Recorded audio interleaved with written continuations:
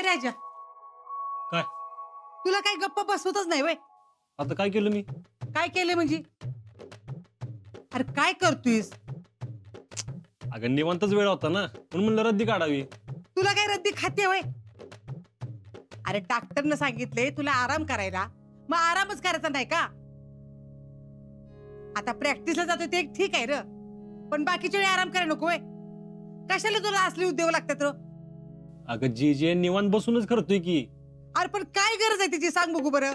पाटील ताण नाही का पडत? ती जखम कशी बरी व्हायची? बर बाई नाही करत. जी येऊ का? ये की ग शीतल, बरं आहे का तुला? होय मी बरी. आजा कसं आहे बघावं म्हणलं. काय हाय का बरं? हाय की. काय आहे बरी? अजून जखम भरायचा पत्त्या नाही आणि म्हणे तब्येत बरी आहे. आता मला सांग, ही रद्दी काढून बसायची काही गरज आहे का? काय र, कशाला काढली रद्दी? काय गरज आहे का? शांत पडावं ना एखाद्यानं.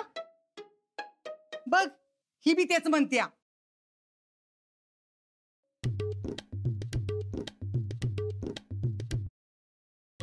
जीजी घरातली सगळी कुठे गेली? म्हणजे पुष्पा काकी, जयडी. अगं पुष्पा तिच्या फेडरेशनच्या कामासाठी बाहेर गेली असेल, आणि जेडी असेल की इथंच कुठं तरी, नाही तर गेली असेल तिच्या संग आमचं शिपूट.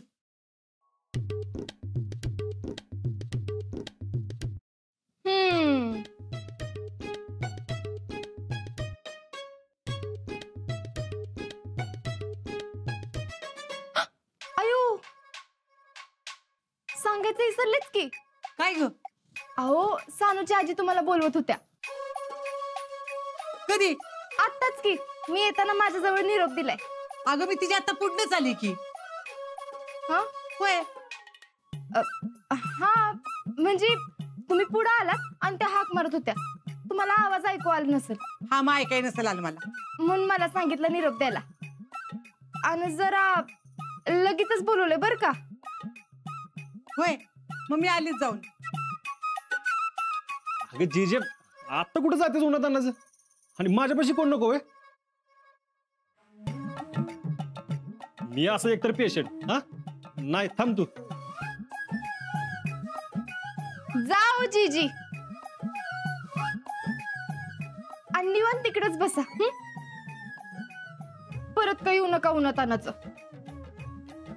होय होय मग तसंच करते. अगं शीतल, घरात कोणच नाही, कुणी असतो जरा थांबशील ना? हा अहो नाही नाही नाही नाही नको. आता मी इथं थांबून काय करू? अगं थांब की. बर आता तुम्ही एवढं म्हणताय तर थांबते.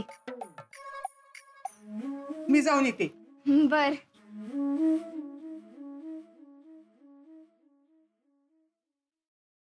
तू थांब. तुला काय कळतं का ग? जी समोर काय चाललं तुझं? त्याला काय होतंय? त्यांना बी कळतं. आपल्या दोघांना ये मिळायला पाहिजे म्हणूनच त्या गेल्या. काय? तुला माहितीये आज सकाळी जीजी घरी आलत्या आणि बोलता बोलता माझं लग्नाचा विषय निघाला. तर नाना म्हणले शीतलसाठी एखादा चांगला पोरगा बघायचं चाललंय. मग जीजी काय म्हणल्या माहितीये का? काय? आमचा अजिंक्य आहेच की. काय? म्हणल्या दिसायला एवढं देखणं हाय, गावातलाच हाय, तुम्ही त्याला लहानपणापासून ओळखता, कसलं व्यसन नाही, कुणाच्या आदत मदत नसतोय, आणि आता तर आर्मीत बी भरती झालाय. तेव्हा बघा विचार करा. असं म्हणली? मग नाना म्हणले आमच्या मनात बी हाय बर का अजिंक्य, पण शीतलला विचारतो. मग मला विचारल्यावर म्हणले तसं सगळं ठीक आहे, पण एक प्रॉब्लेम आहे. कसला प्रॉब्लेम कसला? अजिंक्य जरा बावळटच आहे ना. म्हणजे कुणी गंडवायला गेलं तर लगेच गंडतो. असं का म्हणलीस तू? आता तू बघ की, मी मगापासून तुला गंडवते, पण तरी तुला खरं वाटतंय का नाही? वय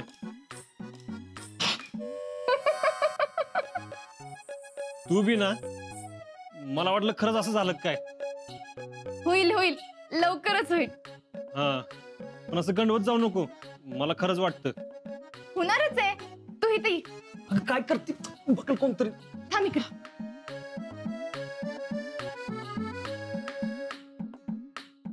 याच दारातनं माप ओलांडून मी घरात येणार. मग जैडी दार अडवणार.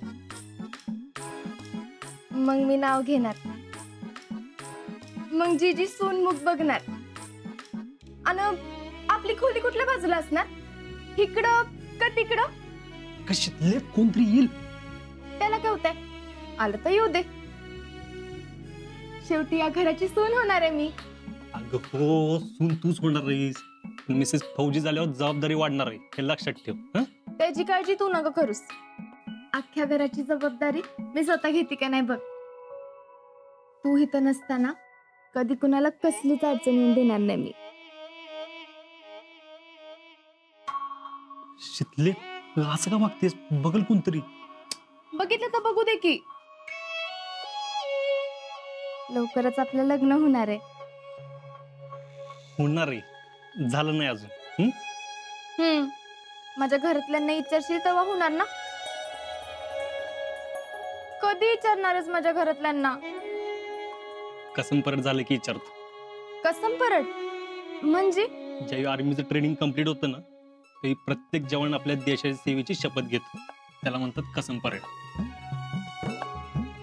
आणि ज्यावेळी मी देश सेवेची कसम घेईन ना, त्यानंतर तू माझ्यासोबत 7 जन्म राहायची कसम घेतलेली नानांना सांगेन.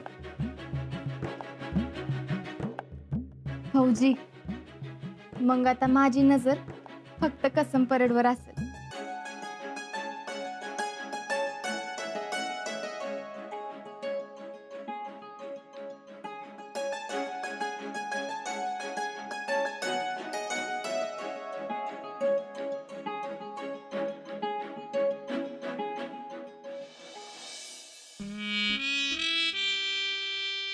दिस इज टू मच टॅलेंट.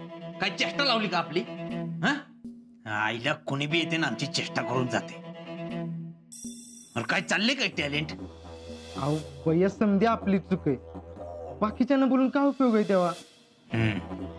म्हणजे कुणी बी बोलेल त्याला बोलून द्यायचं का? नाही, घरातच बसतो आता आम्ही. बघन बघन दिन एक दिवशी सगळं पेटून. अहो भैया शांत हो आधी.